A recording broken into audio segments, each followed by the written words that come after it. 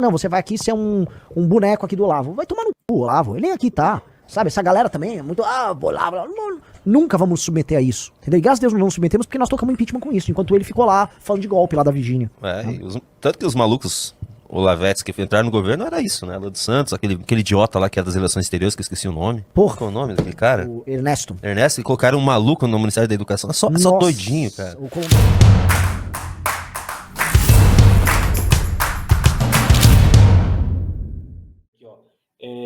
Olavistas no governo Bolsonaro.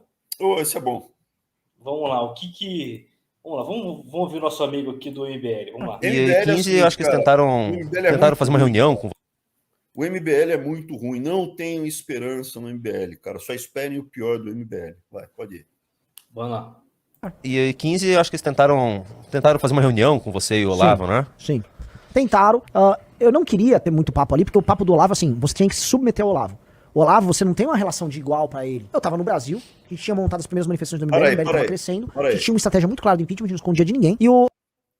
Vamos lá. Eu tive bastante contato com o professor Olavo de Carvalho. Bastante. Naquele período da Covid, eu estava nos Estados Unidos, a 400 quilômetros da casa dele, e não tinha ninguém, porque ninguém ia visitá-lo durante a Covid, porque todo mundo tinha parado. Então, eu ia, sei lá, umas 2 vezes por mês lá, conversar com o Olavo. Pessoa muito agradável, muito gentil. Ele e a esposa dele, a dona Roxane, me recebiam muito bem. Eu questionava muitas coisas, discordava dele, muitas vezes. Ele aceitava, assim, ele estava certo. A maior parte das vezes que eu discordei, depois ele me... Óbvio, ele argumentava, não é cala a boca, não é como esse cara falou. Ele explicava, eu escutava os argumentos, ele falava, o senhor está certo, eu estava errado. Mudei a opinião. Durante as conversas, eram conversas longas. Eu gastava, acho que umas 3 horas para ir, umas 3 horas para voltar. 400 quilômetros de onde eu estava. Mas valia a pena, valia muito a pena. Porque é uma pessoa muito inteligente, muito inteligente. Um farol ali iluminando esse breu que é o Brasil. Não era perfeito, não acertava tudo, tinha os defeitos dele, óbvio, todo mundo tem, cometia os seus erros, mas o grau de acerto dele era grande. Era grande. Então ele está falando aí errado. Você podia questionar, você podia, ele é muito educado, muito amável, não tinha problema nenhum questionar ele, não. Tá?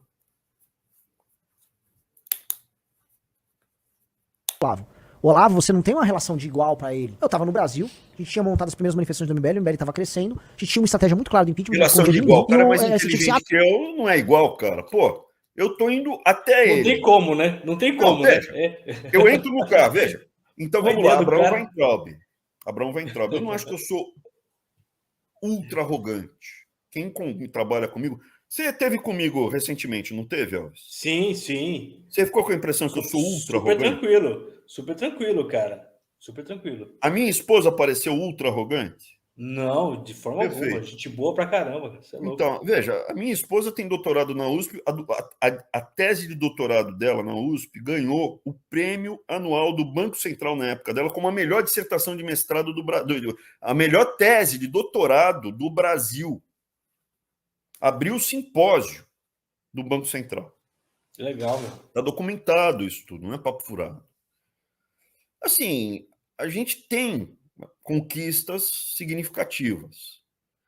Mas não é mega arrogante. Eu não vou falar que eu sou mega arrogante. Eu sou razoavelmente, como todo mundo. Até o próprio ato de falar eu não sou arrogante já é uma arrogância. Eu não sou arrogante. Você está sendo arrogante, não reconhecer que é arrogante.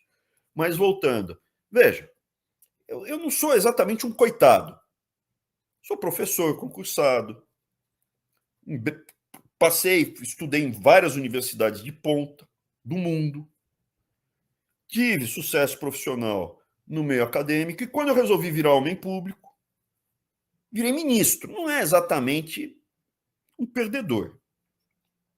Levei meus tombos, tombo faz parte, só não leva tombo quem não tenta. Levei vários tombos na vida, mas o meu grau de sucesso é muito maior do que o meu grau de derrota. O professor Olavo, ele não tinha formação acadêmica nenhuma. Eu acho que ele não era nem formado numa faculdade. Mas Não, eu ia. cara. Veja, eu entrava num carro, ficava 4 horas no carro para ir, 4 horas para voltar. 3 horas para ir. Era longe, cara. Eu passava 6 horas num carro no final de semana para escutar conversar com o professor Olavo e escutá-lo por umas 4 horas. Valia muito, e eu agradecia muito, e sou grato por esse período. Eu ia até ele porque ele era mais inteligente que eu, cara. Ele tinha me ensinar naquela área, naquilo que ele queria, que eu queria aprender, naquilo que eu queria escutar. Ele era meu professor. Ele era meu professor de karatê? Eu ia lá para ter aula de karatê, Kyokushin? Não. O meu kancho, o meu sensei de karatê é outro. Eu pergunto para o meu sensei, para o meu kancho de karatê, Aldemir Martins, se ele estiver um dia me escutando, um abraço, kancho. Eu pergunto para ele sobre finanças, sobre derivativos financeiros, sobre economia? Não. Não tem como ser de igual para igual, né? Não, ele não é meu professor de finanças. Ele não é, eu não sou subserviente a ele. Eu não sou aluno dele, eu não tenho que ficar, né, em posição de aluno em relação a finanças. O professor Olavo, quando eu vou à praia, o cara que vende coco, eu vou até ele, porque ele é muito melhor do que eu para vender um coco gelado naquele preço. Ele é o mestre, no caso. Eu trato com todo respeito. A minha relação com ele é de grandíssimo respeito. O cara que está vendendo coco na praia. Se precisar comprar um coco, eu não sei aonde. Se o coco vai estar doce, não vai estar doce, vai estar aguado, não vai estar. Gelar ele, levar para a praia e vender aquele coco naquele preço, naquele. Pô, cara, ele é o mestre. O meu sensei de karatê é o mestre naquela área. E eu trato assim, eu trato as pessoas assim. O professor Olavo, nas áreas que eu queria escutá-lo, ele era o meu mestre, era o meu professor, por isso que eu chamo professor Olavo. Fui do COF. Sou um olavista. O olavista é o cara que estuda a filosofia do professor Olavo e vai lá tentar desenvolver, dar sequência à obra dele. Eu sou um aluno que faz isso? Não, eu fui inscrito lá no COF, fiz as aulas lá, li o livro dele, mas não sou o cara que vai... Eu não tenho essa pegada, eu sou um cara mais pragmático, eu sou um executivo. Literalmente, a minha profissão é de executivo. Só que com uma formação acadêmica boçal. Desculpa falar, mas é difícil achar um executivo com a minha formação acadêmica. Eu sou um cara prático. O professor Olavo, na área dele, era o meu professor. Foi meu professor. Outras áreas, não.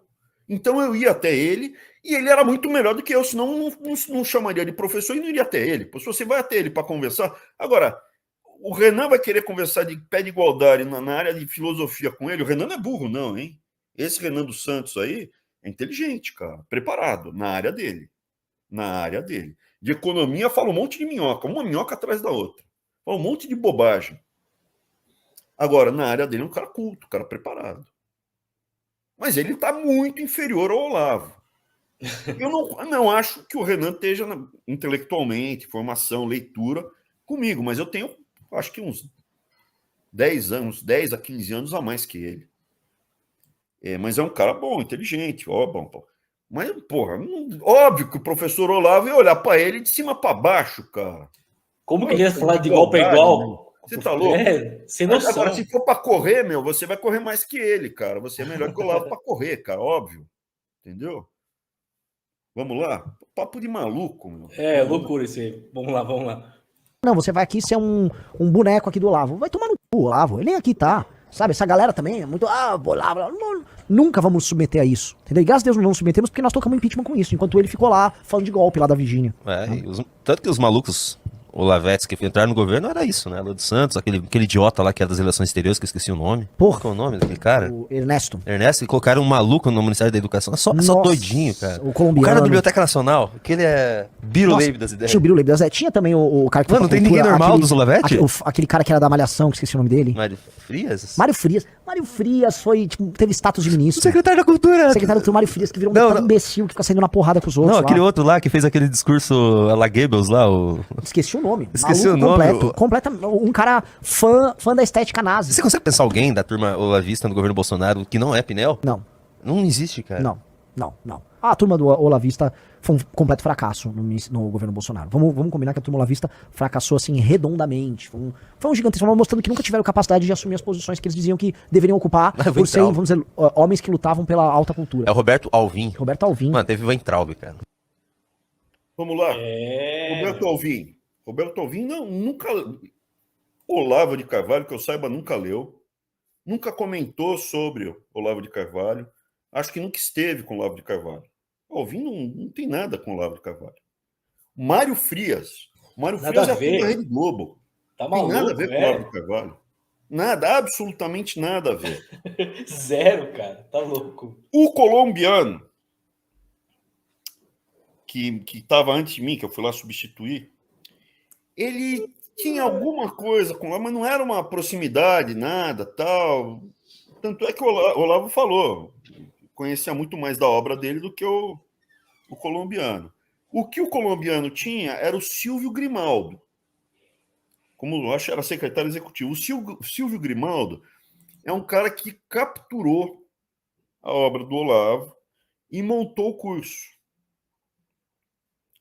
E vive aí, sei lá, não sei se ele ganha dinheiro com isso ou não, também não me interessa, não me diz respeito. O Silvio Grimaldo estava lá no Ministério antes de mim. Saiu, eu não mandei ele embora, ele caiu antes, foi mandado embora antes. Tirando esses todos aí que ele está falando aí, meu Alvim, tem nada a ver. O Ernesto, ele conheceu a obra, conheceu o professor Olavo, sabe do que se trata. Mas assim, os outros todos que ele citou, cara, não são olavistas. Não são olavistas. Você acabou de assistir um trecho do último Weintraub Sem Filtro.